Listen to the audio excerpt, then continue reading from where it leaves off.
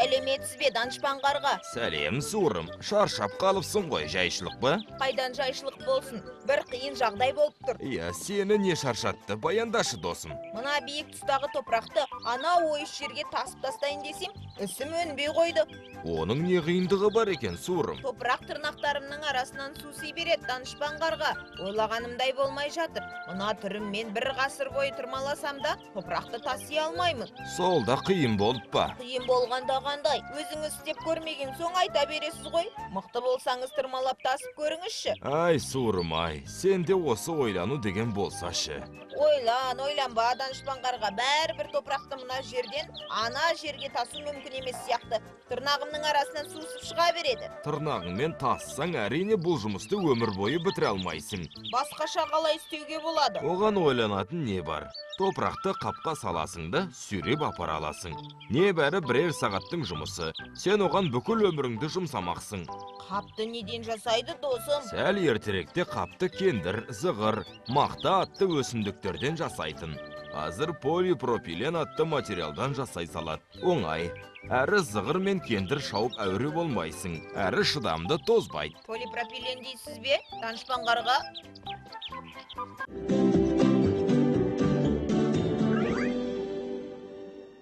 Полипропилен әлемде ең көп пайдаланатын материалдың біріне айналған.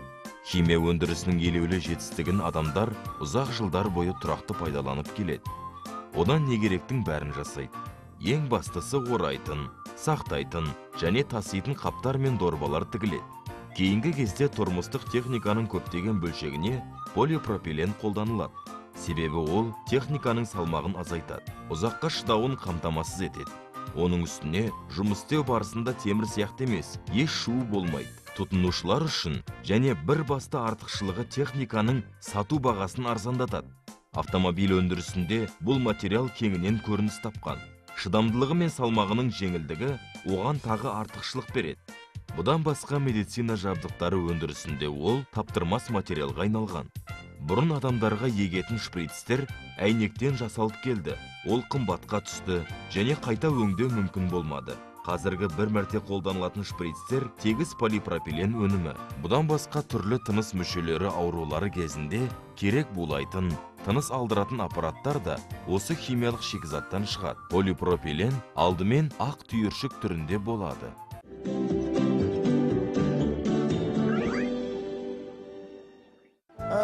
Данышпан қарға, қапты адамдар ежелден қолданған ба?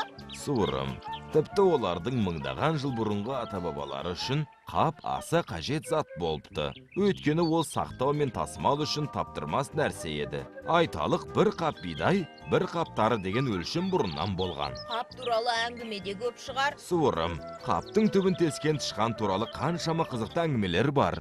Тышқан неге қаптың түбін тескен? Өйткені адамдар үйлерінде тары мен бидайды қаппен сақтаған. Ал ыстық тұрған жерге тышқан да үйір келеді. Тышқандар қазірде қапты тесетін шығар. Жоқ, енді тышқан үйге жоламайды. Себебі ешкім бұрынғыдай кендірден немесе мақтадан тіккен қаппен бидай сақтамайды. Дүкендер дайын ұнды полипропилен қаппен сатады. Оны тышқан тесе алмайды. Қап, біздің туыстарға обал болған екен. Суырым, бұрын олар адамдардың дайын астығын жеп, ұрлық істейтін. Енді даладан азығын жинап адал өмір сүреді. Өкінетін ештеңе жоқ. Данышпан қарға, айтқаныңыз дұрыс. Енді маған полипропилен қап туралы кеңірек түсіндіріңізші.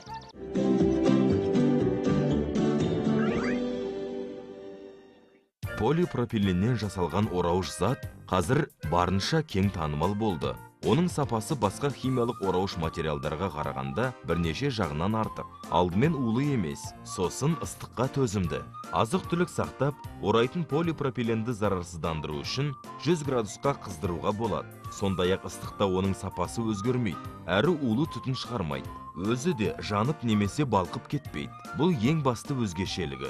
Осы қасиетіне орай тамақ және медицина өндірісінде кеңінен қолданады. Полипропилен қаптарымен көптеген өнім түрлері тасылады. Ол әсіресе ұнтақ заттарды тасымалдауда таптырмайтын құрал болып саналады. Адамдардың күнделікті тұтынатын ұн, күріш, макарон өнімдері, құмшекер және басқасын барлық кәсіпорында осы пропилен қаптармен шығаруға көшті. Ондай қапқа салынған өнімді жинау мен тасу өте қолайлы. Қапқа салынған өнімді бір-бірінің үстіне немесе жанына қойып бәрін бірден тиеу мен түсіруге арналған машиналар жасалған. Мұның бәрі өндіріс пен сауданы жеделдетеді. Полипропиленнен жасалған қаптардың төзімділігін ерекше айту керек. Олар ауыр жүк салғанда жыртылып қалмайды. Сондықтан бұл қаптарды тамақ өндірісімен қатар құрылыс материалдарын шығаратын кәсіпорындар көп қолданады.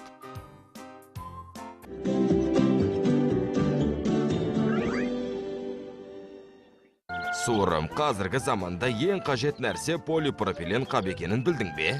Оны білдім данышпан қарға, бірақ бір нәрсені түсіне алмай тұрмын. Сұрасаңшы.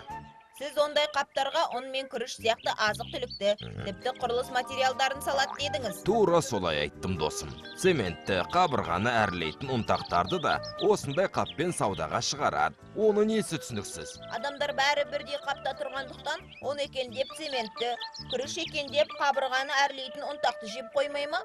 Мен содан қауіптенемін. Сенің қаупіңе болайын, суырым. Қап қандай затты салуға арналса, сыртына соның не екені үлкен етіп жазылады. Тіпті суреттері басылады. Сондықтан адамдар қай қапта не сақтаулы тұрғанын біліп алады. Солай ма?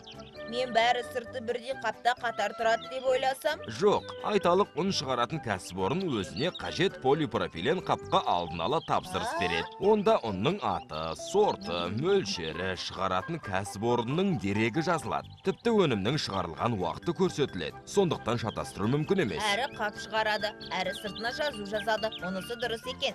Суырым, сыртына жай жазу ғана емес, неше түрлі өрнектер салады. Мұның бәрін қолмен істесе қаншама уақыт керек екен. Тіпті менің топырақ тасығанымнан да көп уақыт керек шығар. Тағы да қателесесің.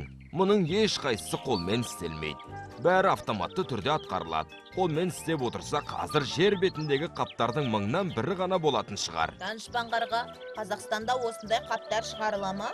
Суырым, бұл сұрағыңның жауабын мен Алматы облысының Жаркент аймағына барғанда жақсылап көріп келгенмін. Ол жерде не бар? Тура сен сұраған зауыт бар, суырым.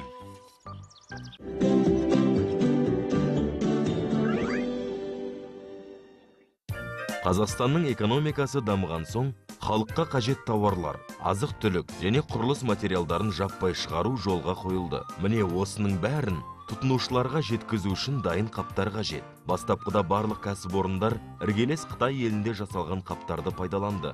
Сол жаққа тапсырыс беріп, табысының бір бөлігін төлеуге мәжбүр болды. Осы аса қажет өнімді енді Қазақстанның өз кәсіпорындары өндіреді.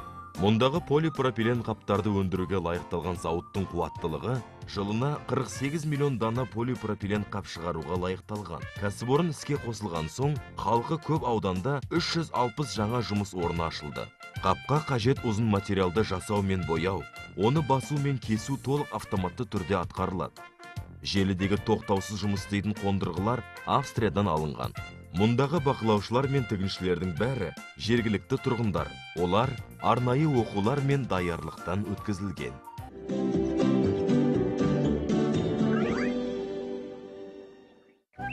Енді не істейтініңді білдің бе? Білгенде қандай данышпан қарға. Сусыма топырақты қапқа салып тасимын.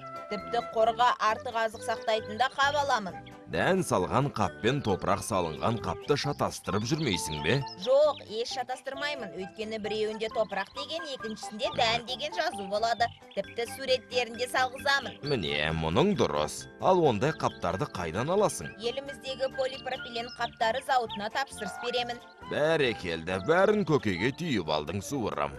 Сізге рахмет, данышпан қарға. Көке, бүгін суыр досыңыз не істейтін болды? Досым бұдан бұлай топырақты тырнақпен емес, қаппен тасиды аппағым. Сөйтіп ұзақ уақытын босқа кетірмейді. Суыр досыңызға бір қап жете ме екен, көке? Жоқ, ол бір қаппен топырақ тасса, екіншісіне артық дән жинап қоятын болды, жұмсағым. Көке, досыңыз ондай қапты қайдан алады? Оның да жауабын беріп келдім, кішкенем. Суыр бұдан бұлай бәрін елімізде жасалған полипропилен қапқа салады.